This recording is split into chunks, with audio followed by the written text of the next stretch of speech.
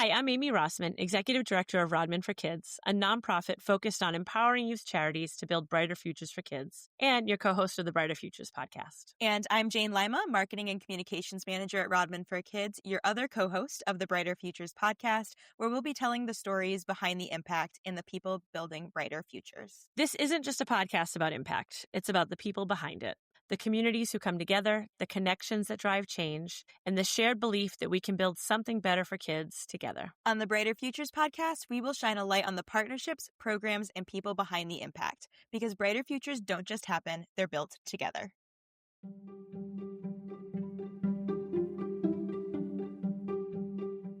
So something that we talk a lot about at Rodman for Kids and on this podcast is the role that the arts play in shaping young people, which is why we are so excited for today's guests. Today, we are joined by Steve Mailer and Bryn Boice from Commonwealth Shakespeare Company, incredible partners who help bring powerful theater experiences to students across Massachusetts. I encourage all of our listeners to read their full bios in the show notes because we have some very impressive guests today. And I'm going to do my best to give a satisfactory overview of their incredible accomplishments, starting with Steve. Steve is the founding artistic director of Commonwealth Shakespeare Company, where he has been directing free Shakespeare on the Boston Common productions since 1996. In collaboration with Google, he adapted and directed a first-of-its-kind 60-minute virtual reality film of Shakespeare's Hamlet, entitled Hamlet 360, Thy Father's Spirit. It is currently available for viewing on UGBH's YouTube channel, where you can find in our show notes. Other CSC works include numerous critically acclaimed productions and world premieres.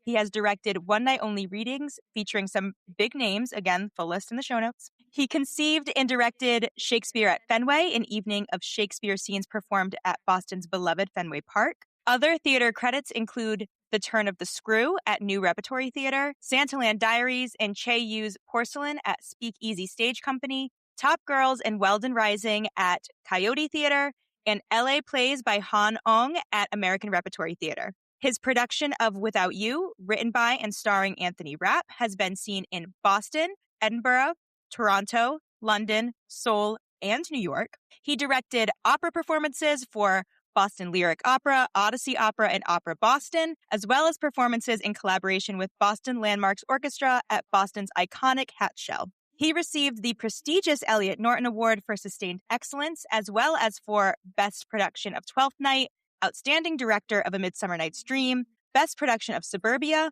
Best Solo Performance of John Kuntz's Star Effers, which also won Best Solo Performance Award at New York International Fringe Festival, and his feature film, The Autumn Heart, starring Tyne Daly and Ali Sheedy, was in the dramatic competition at the Sundance Film Festival. Deep breath. And not to be outdone, Bryn is an award-winning director, educator, actor, and producer. Her work with Commonwealth Shakespeare Company began in 2017 with 3 summers as a showcase director and acting coach for the Apprentice program before being named Associate Artistic Director and Director of Education and Training in fall 2019. Her role encompasses the renowned CSC program, CSC2/Stage 2, and other education initiatives. Bryn directed Shakespeare on the Commons production of The Winter's Tale, which won Best Theater of 2024 from My South End, and the 2024 Top 10 list from Theater Mirror. Also for Commonwealth Shakespeare Company, Bryn directed Universe, Rushing Apart, Blue Kettle, and Here We Go, 2 Carol Churchill 1 acts, which garnered her the Elliot Norton Award for Outstanding Director for Large Theater. You can find Bryn's other recent Boston area credits in the full bio in the show notes. But before CSC, she was the artistic director of Boston Fringe Ensemble Anthem Theater Company.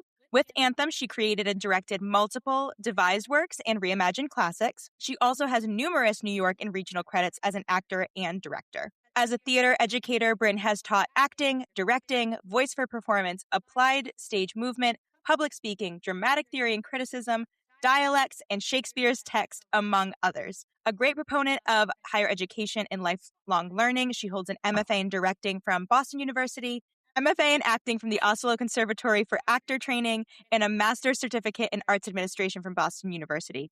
She also holds a BFA in theater arts from Emporia State University, and a BS in journalism from the University of Kansas. So I said it before, and I'm going to say it again. Please view the show notes because these are some incredible, incredible guests, and this is only the tip of the iceberg of all that they have accomplished. So thank you both so much for being here. I really wish Jane would start booking guests with just a little bit more credibility.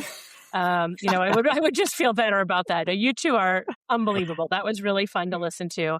And he will get less introduction, although we are just as happy to have him here with us today. Leading the conversation will be Bill Stiles, who is our director of programs here at Rodman for Kids and has been a real driving force behind this program for the last couple of years and works very closely with our friends at Commonwealth Shakespeare and all of our other theater partners. So excited to dig into the conversation. We talk about theater all the time as an experience, obviously so much more than just an experience. And obviously we've loved the work with Commonwealth Shakespeare, being able to work collectively with you all and bring some really great opportunities to youth across the state of Massachusetts has been really amazing. So looking forward to the chat today. Thanks, Bill. And before we get started and really dig in, I would love to hear Steve and Bryn, what sort of drew each of you to this type of work? Yeah, I'll jump in first. So, I came into this profession as an actor and then a director through apprenticeship programs. I was very lucky that when I was at University of North Carolina at Chapel Hill, there was a professional theater company in residence where I did Spirit Carrier number 4 roles, and I did stage management roles, and I did running crew work. And I kind of grew up at the American Repertory Theater in Cambridge, starting on, again, the running crew and then stage management, production management. So to be able to kind of apprentice in the old school way of watching it happen in front of you, warts and all, was part of my training. And so for me, having that be a vital part and an integral part of CSC's work was just it was just a non-negotiable. And when we think about the 3 things that we focus on at CS, artistic excellence is a primary goal. We want everything to be just as strong as it can possibly be. We focus on accessibility. We want a very big table and a very big tent around our work. And education is the 3rd pillar. And I couldn't be more thrilled to have Bryn with us sort of leading the charge on these programs and really shaping and envisioning them and bringing such impact to young people through these programs, both the audiences of tomorrow and the practitioners of tomorrow too, through the various programs that we do. I was brought in very much the same way as Steve. I was sort of brought into this world because I was a shy kid, and something about theater made me feel like I fit in, and something about Shakespeare when I was a little bit older made me understand that this is a canvas on which you can put your own creativity. So I started at a very young age, which I think is exciting about what I get to do now with my adult life. That's wonderful. Thank you both for sharing that. You mentioned, Steve, about how important accessibility is, and that's one of the tenets of the work you do at ComShakes. And obviously that's a place where Rodman for Kids really aligns with you and why we've been able to have such a wonderful partnership. When this episode airs, we'll recently have wrapped our Stage 2 Romeo and Juliet partnership, which will be reaching more than, I think we're at 6,000 students through student matinees, which is just phenomenal. Can you both talk a little bit about how you notice young people responding to this production in particular? How young people respond to Stage 2, it's a really incredible experience. A lot of these kids are seeing their first play in like a real historic theater, like their first play at all. And many of them have been studying Shakespeare in school, and they're taught by their English teachers. And that is a great way to start, but it's really meant to be performed. So when they see these words that they've been studying and feeling maybe a little confused about, or wow, this is really hard to understand, when they see it on the stage, their response is, by and large, oh, this all makes sense. It's really exciting. These people are like me. The language is a little different, but it's like me. And so the response is always overwhelming. Like they just scream. They just scream. Sometimes they're screaming with the stage combat. They think that's just the most awesome thing they've ever seen. But their response to live theater and the Shakespeare in particular is one, I think, of amazement, which I think it amazes me. It makes a wonderful way to spend a day to watch them experience that. Read somewhere that, kids in London are able to see 4 productions of Hamlet, different productions of Hamlet as they're going through high school and college. And for so many kids, they have 0 opportunities whatsoever to see these plays live. And they just can't understand and process why this matters and what's important about this, why they should care about it. How do they relate to it? And I think with R&J in particular, it being a play about young people rebelling against their parents and falling in love with people that their parents don't want them to fall in love with is just so relatable and so tangible. And that's, I think, what gets us so excited about this work is, we know that if young people don't see theater at a very early age, they will not become theater goers in the future, in their life's trajectory. And so it's so vital that we're doing this work, building the audiences of tomorrow for our own work, but of course for everybody's work. And it's why we're so grateful that Rodman for Kids has been such a great partner for us on this work, because you're enabling us to bring so many young people to see these productions. Yeah, you touched on something, Steve, that was top of mind for me too, and making Shakespeare, which I think sort of feels, one of you mentioned you're reading it and it can be a little tricky to process, right? The language is different, but the themes are very relatable for kids today. And so I love that you put this into a context that makes sense for kids and allows them to really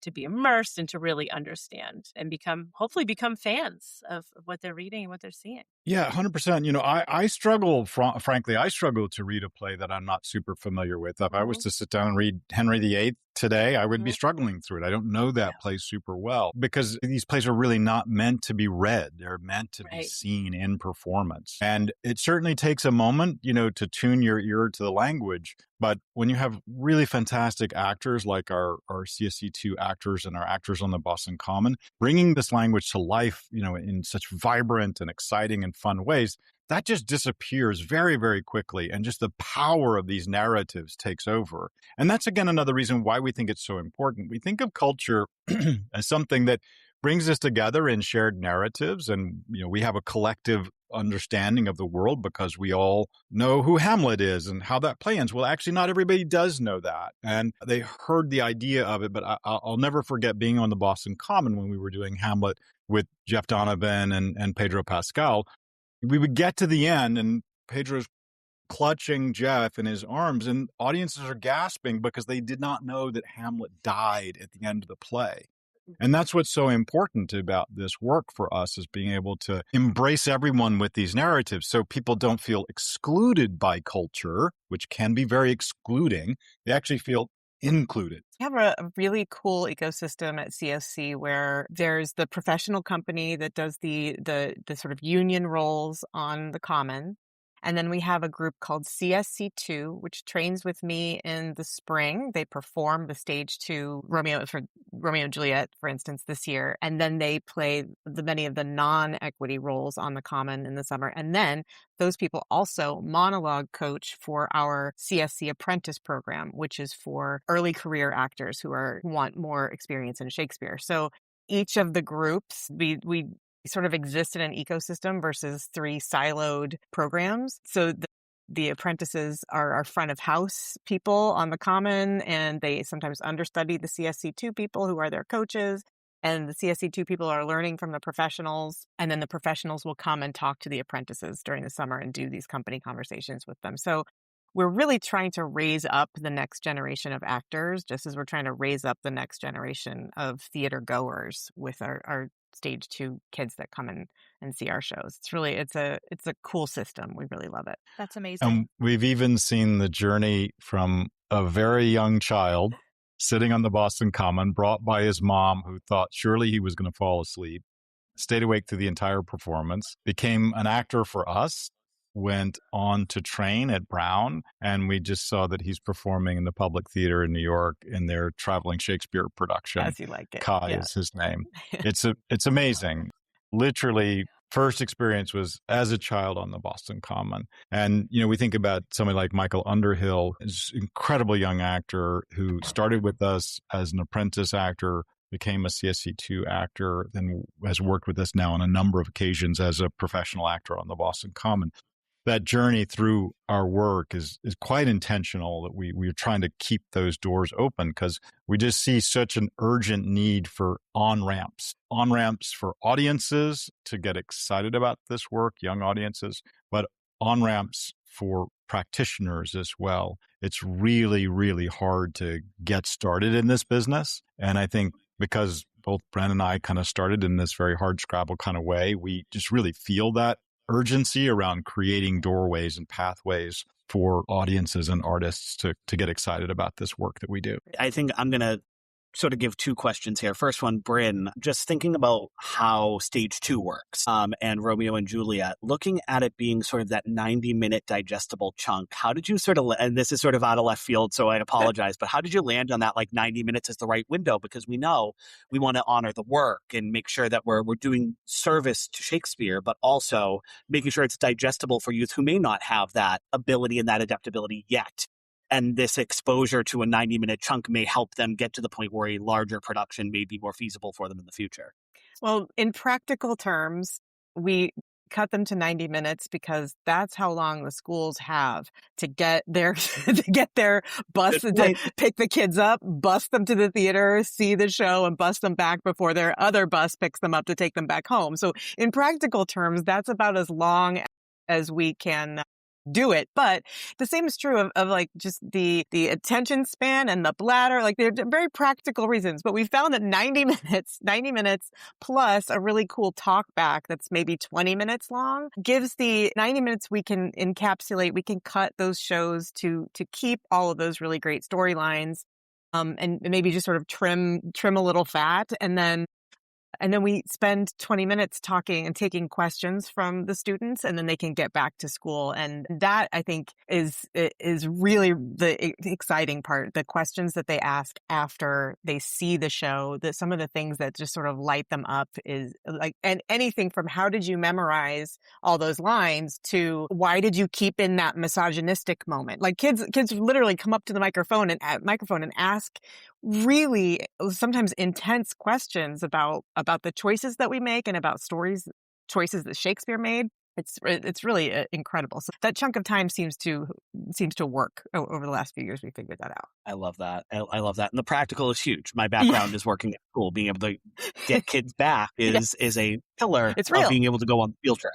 Exactly. But just sort of growing off of that for both Steve and Bryn, what skills do you think are developed in theater spaces that will translate for kids once they see this production and then do that amazing talk back with these near peer actors? What are some of the skills that are developed that might translate into the lives of these young people? I'll jump in on one and then let Bryn take over from there. The key thing in my mind is empathy, understanding other people's lives. Theater forces you to look at the world through someone else's eyes. That's what playing a role on stage is. And we are so fragmented as a culture now. We're so balkanized. We're so quick to judge each other and to call each other out. And the ability to sort of see the world, not as a narcissist, to see the world through somebody else's eyes is essential. It's essential for us now. And it's harder and harder to get people to do this as people are locked in social media and locked in their own silos. I fully agree with that, Steve. And I also think even in an academic sense, I'm going to go to the fact that once they realize they can figure this out, if you can figure out Shakespeare, if you can hear it and understand it, that you can take that, almost the confidence that it might give you, back to other pieces that might be more difficult in English class, and realize that those too are probably understandable with a little work. And I think that's something that teachers have been really happy with when they come and see these shows. Like it's like proving that these things can be understood and that they are not maybe as confusing as they might look on the page before you really dive in and give it a chance. So that is really exciting to me as well. I love that. And I think you really hit, we had a question on our notes here about confidence, and you're really jumping to that. And I think that's amazing. And I think it's an important piece of what you're all doing, is that if it is very much like for a kid that Shakespeare can be very intimidating. And if I can understand this, I can understand anything my English teacher gives me. And if I can understand my English class, then I can understand my science class too. And it rolls from there. So I really see that confidence build there, and this being such a gateway to confidence in learning that I think I think educators draw that connection, but I'm not always sure that like a kid is going to go home and be like, oh, I learned so much about how I learn as a person today going to the show. And I think it's important that like families hear that aspect too. Yeah. In those talkbacks, Bill, I will say that sometimes that students will bring up the fact that they couldn't believe that they got it. And I can see like the nodding heads in the audience that they're like, yeah, that was something that I didn't think I was going to like or get. and that spreads. And it's like, this is a thing that they didn't just consume, that they had this experience in the same room together, which is really cool.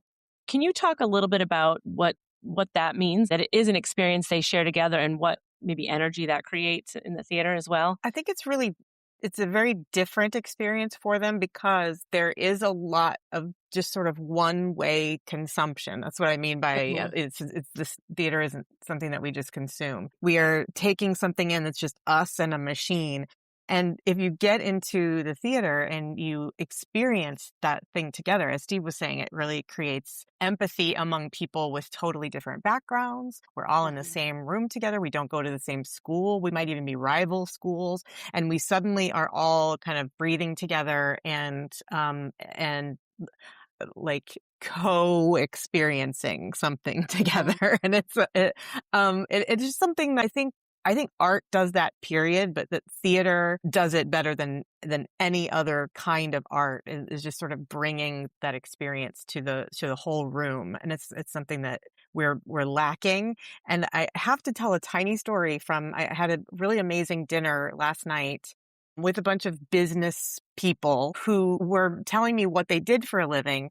And every time they told me what they did for a living, they would mention how much art actually meant to them, and how the reason that they were there to listen to my talk was because they were having almost an emotional moment that they don't get enough art. So adults need it too, but I think we have to start early with kids and make sure that it continues to be a part of their life, because it's a really important experience for people to have in terms of connection. Absolutely. Why do you think that is, that storytelling or, live theater in particular are such powerful connectors? I think we're just hardwired to learn and experience through narrative. Like we learn as kids through storytelling. We hear fables, or we hear again stories that create a moral or a lesson. And so there's something just fundamentally in our nature about wanting to experience that live moment. And I was just in San Francisco and went to a Keb Mo concert, and just being in the room where the music is happening and people are there with you in the room experiencing the music in real time is just magical. And I think so much of our lives have become offline. It's been in Zoom rooms. It's been in watching YouTube. It's been in experiencing movies at home by yourself in your on your big screen TV. And that sense of shared experience, which is foundational to building community, is lacking more and more. So these moments that we all have together are to be cherished and nurtured, and again, those patterns need to be set very, very young and very early, because we're striving against a very strong pull in the other direction towards isolation, towards loneliness. We see this with kids and with adults. There's just an epidemic of loneliness happening in our culture now. And, I see it certainly in people my parents' age who lose their spouse and then they're by themselves. But you see it a lot in young people too, where they just need that sense of community, that sense of coming together. And I think that's what live theater and live music and dance, all these great art forms that are happening in real time in front of us are so miraculous at doing. There's kind of a neat meta thing that happens with R&J too. And Romeo and Juliet starts with a monologue, a prologue that says, hey, we're in Verona and something happened in our past, and we're going to tell you about it. Something very tragic happened here, and we're going to tell you about it. The sort of framing device it's a memory play through the example of these storytellers, these actors who are telling the story of Romeo and Juliet. We learn, maybe what to be and what to do, and maybe what not to be and what not to do, and how we can sort of take away from this story. Maybe don't war with your neighbor. Maybe sit down at a table and talk it out instead of stabbing and poisoning and things like that. And so I think that shared storytelling, where we all sit in that room and we have like a compact with each other. We're like, yeah, that was a bad choice, and I'm probably not gonna make that one, is a good thing for us as a society, for us to have that storytelling connect us. Well, looking back when this airs to stage 2 this year, which is the student matinees, a lot of the students who are going to be attending, this will be their first time seeing live Shakespeare. I was just reflecting personally. I'm nearly certain, and this comes from a kid who was a band kid and really involved in the arts, that my first time seeing live Shakespeare was Midsummer Night's Dream on Boston Common. And I'm going to say 2007 or 8-ish. You can check my facts, but I think that was my first time seeing live Shakespeare. Other than I was Juliet in a third grade adaptation of Romeo and Juliet, which I don't know what that looks like, but we're going to count the one at the Historically Boston accurate, Commons. I'm sure sure it was very accurate, yes. But even remembering as an adult how powerful that was, it's really exciting to think about what this means for kids who are coming in maybe for their first ever live theater performance and certainly for their first live performance of Shakespeare. Why is that opportunity so important for kids? Well, I love that we get to be people's first Shakespeare and sometimes first play. And I want to say I have absolutely nothing against touring productions that go around to schools and bring that immersive experience of theater to the schools. But we are trying to intro the art form and in almost its grandest state, and then democratize it so that everyone gets to come here. Not just like, if you see this building and it seems intimidating to you, it's not. It's actually for everybody. And I think that first opportunity of coming into the Strand, like the beautiful historic Strand, maybe learning a little bit about the building and learning how it has turned over in its years, and then seeing this amazing piece of Shakespeare that seems like it would be old and hard to understand, but is produced in a way that is modern and geared toward these kids, like having that be their first opportunity. I think, to me, the hope is that will lead them to a life of, this is for me. That feels really important in terms of being their first time. I think for me personally, I didn't get to really attend much live theater until college, really. I mean, I think I probably saw a production or two in high school, maybe. But I remember so distinctly the production of As You Like It at Playmakers Repertory Company in Chapel Hill that really kind of blew my mind in terms of what was possible with these plays. And then another just like iconic production to have seen for me was Peter Brook's production of Tempest, which I saw in Europe. And again, it was in French, and I don't speak French, but I remember every moment of that production. Being able to work as an associate director on a production of Hamlet with Mark Rylance, who's like the most brilliant actor in the world. These moments are, they sear themselves into your consciousness. And I think for young people, giving them that opportunity to start experiencing what the power of this medium is so, so exciting. And it's a joy, it's a responsibility, a deep responsibility that we feel as well. And we work very hard to make sure that these experiences are compelling in every way, because it's so important for us to come together as a community, but there's so many barriers to entry. And that's, I think, what's so important about CSC and this program, particular the R&J we just finished up, is to be able to just remove barriers for people to be able to participate in this work and feel that it belongs to them just as it belongs to everyone else, is incredibly wonderful opportunity for us, but also a great responsibility that we take very, very seriously. So, I want to jump in because I think you're hitting on such important pieces of access, opportunity. And I just want to highlight some of the stuff because podcast audience doesn't necessarily have the picture of walking into the Strand and seeing, the open captioning that you have available so that kids can immediately tie the verbiage to the action on stage. They don't see the touch tour that you have available at the front. They don't see the number of the performers that are staying for that talk back and like really making themselves available and connecting with this audience that is within, anywhere from 10 to 5 years, roughly of the age of the groups that are coming in. And so thinking about accessibility, like what are the moments that make you keep doing that? Like, do you have examples of like a moment that sort of captured your mind and be like, this is why we keep doing that touch tour every year. This is why we do the talk back every year. This is why open captioning really at all of your performances, but especially at the stage 2, matter for the future of the art really, and for these kids that are getting this opportunity. A moment that really captures the access moments are actually in we do these surveys after the shows, and so many students and so many teachers say that the open captioning helped them. If they got a little bit lost, they could just look over, and not only helps our ESL students, but the adults in the room. It helps kids that English is their first language.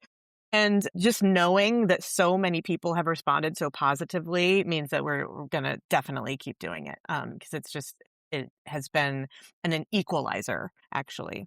It's really great. Many years ago at the organization level, we brought on to our team a wonderful man named Christopher Robinson, and his job title is Access Advocate. That's what he does for us, and he sits at every meeting with us when we're planning things before anything actually gets made, and says, have you thought about this? Have you thought about this? Here's another way of opening the door to more people. Here's a way of making that tent just a little bit bigger. And it's been so gratifying to see, feedback from our hearing audience relative to open captioning, as Bryn was just describing. We get so much feedback from people who quite technically don't need it, but they love being able to use it. But also just like sort of random moments where we were doing a production of Christmas Carol last year, and this gentleman came up to me with his kids saying, we didn't even know this was going to be open caption. Our kids actually do have accessibility needs, and we didn't even know this was going to be like this. And so for us, it's just become sort of like a part of how we produce our work. Even our gala, which, most people don't build accessibility into their gala. It was a wildly accessible gala. And it's not even that necessarily people were in the audience that needed ASL interpretation. It's a way of approaching the material that says, we're making this transparent and available to everybody. You don't have to ask us for it. You don't have to tell us you need it. It's just there for you. And obviously there's certain levels of accessibility we do need a little bit of advance warning around, but we've done everything we can to just make all of these spaces completely available to everyone. And it's so foundational to our mission of democratizing these plays and making them, again, available to all. And that's no small feat, because often the question is asked, what can I do to help? And that puts the onus on the person who needs the support to come and ask that question. And whenever possible, when you can do it as, this is just how we operate, it is always available for you, you do not have to ask the question, that feels so much more welcoming. And it's something we really appreciate about the partnership we have with you all, that you have that as like a pillar of what you're all doing. And that's huge for us, because we want our audiences to feel incredibly welcome. We want people that we're connecting to feel like they don't have to ask as many questions, because every question you ask is an opportunity to say, I don't think I can make this work. And you all make it so easy to say yes. And that's a huge component of accessibility. And I also think it sort of allows, like steering into another question we have, young people to see what's possible for themselves. So in seeing that, how do you think that not just the people on stage, the performers, but also like the accessibility components, if when you do have ASL interpretation available, and how do those things allow for youth attending these shows to see what's possible for themselves? Seeing themselves on stage in many ways, or seeing their accessibility need met before asking for it, it makes people feel like they belong. And that, I think, in turn breeds, like what we were talking about earlier, breeds confidence not only to walk into these spaces, but also to ask for what they need. I also think that the young people seeing people on stage who are like them, who look like them, who kind of represent them, has been incredibly important too. We always have a really cool, diverse cast of people in all different ways that we can find when we're doing our casting. And students do come up to us after and say, it's so cool that girl has braids like me, or I'm so glad that girl talked about the fact that she has autism like me, and like things like that. When we're casting, we're not always thinking that many steps ahead, but it's gratifying when we think about the diversity and different kinds of stories and how we're going to tell this one, how that may work out with our young audiences. It's really cool. Yeah, I think what we've learned so much about through Chris and his work with us is that, accessibility isn't a destination, it's a process. It's ongoing. There's continual evolution, continual opportunity. And that has been the thing that's been so exciting to me is saying, oh, we discovered this piece of equipment that we thought made things more accessible, actually made it less accessible. And so we learned that, but that's just an ongoing and iterative process as we find ourselves in different venues. Some venues are more friendly than others to folks with accessibility needs. And I think what we've been able to do through, again, a number of years of working with Chris and a true and honest commitment to this is that there's a lot of trust in us from that community that knows that we're thinking about these things. It's not bolted on, it's built in, as Chris likes to say. I love that. Just quickly thinking about something you brought up a little bit earlier, Steve, in regards to like the seeing of themselves and like the formative things that get ingrained into your brain. I have to tell you just a fun fact. I was assistant stage manager for the Elliot Norton Awards for a number of years. So I was backstage when you were receiving your award for sustained excellence.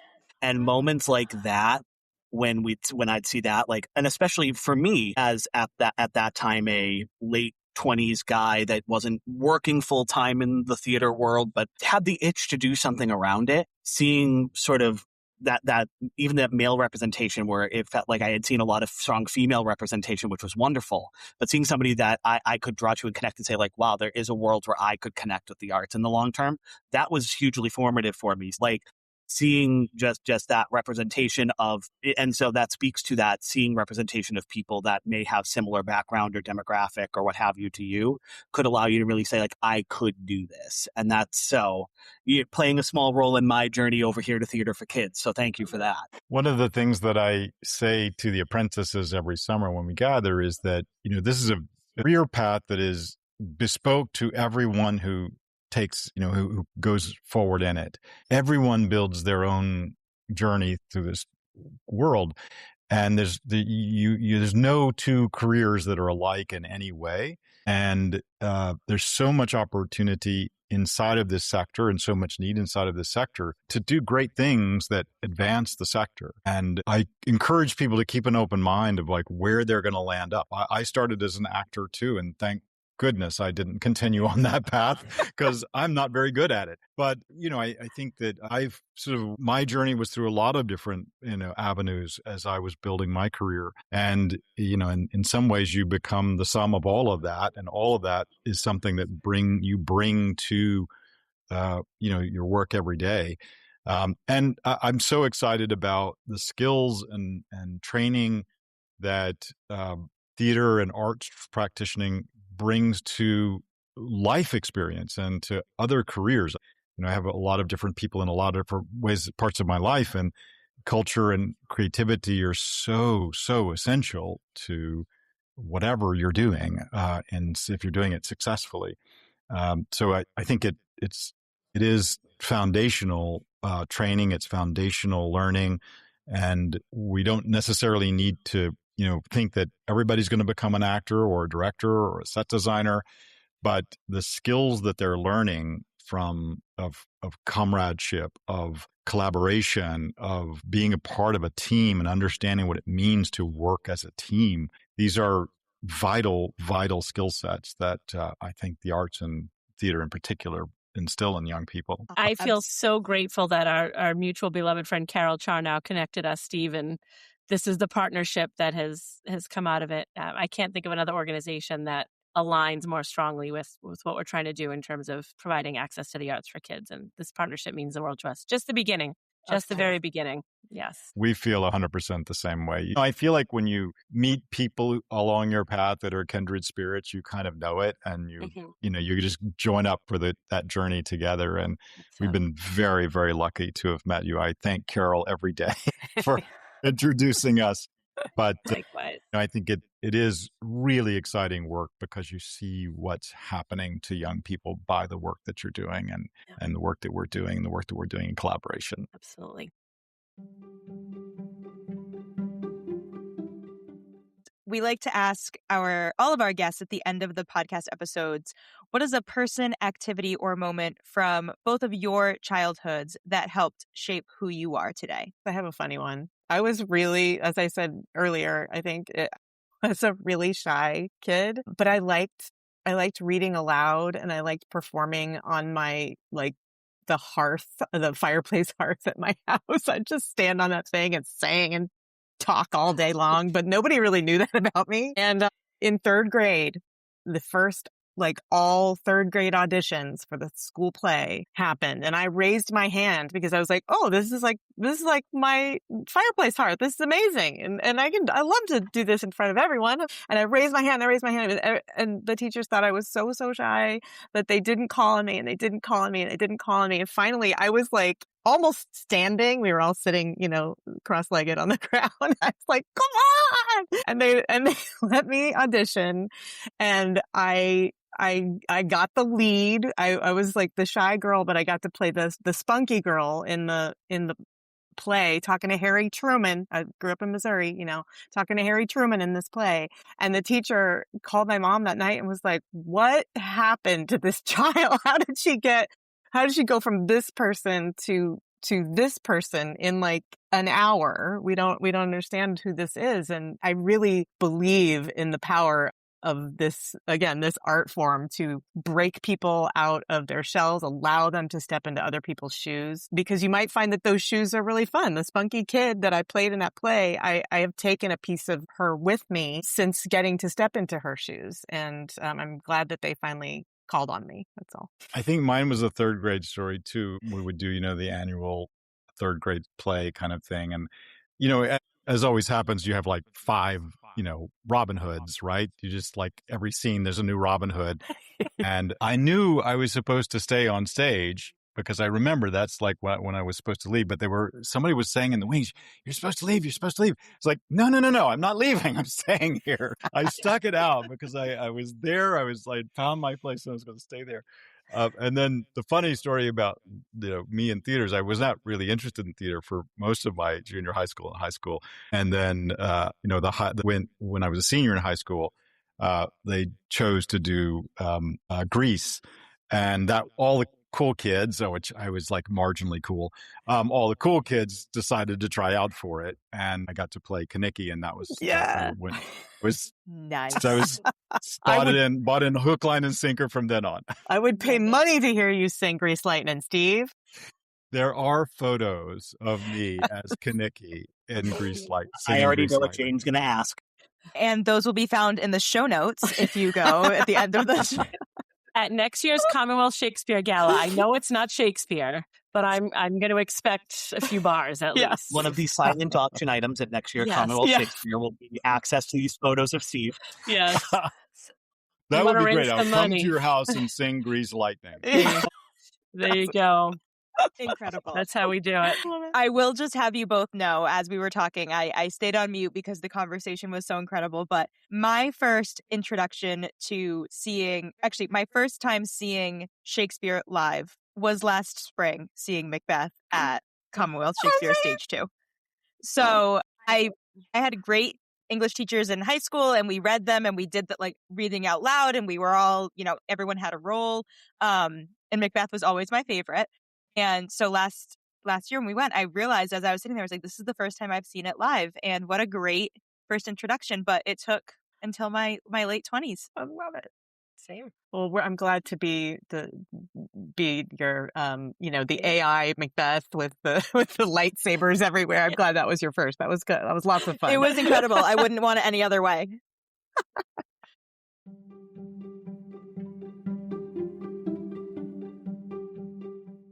Bryn and Steve, thank you for sharing your perspective and for the work you do to bring meaningful theater experiences to students. Thank you so much for helping us reinforce why access to the arts is such an important part of youth development. We will leave all of our listeners with this reflection question today. When was the last time a story changed the way you saw yourself or the world around you? Thanks for listening to the Brighter Futures podcast. If this episode resonated with you, consider sharing it or leaving us a review. To see future shows with Commonwealth Shakespeare, visit comshakes.org. And to learn more about Rodman for Kids, visit rodmanforkids.org.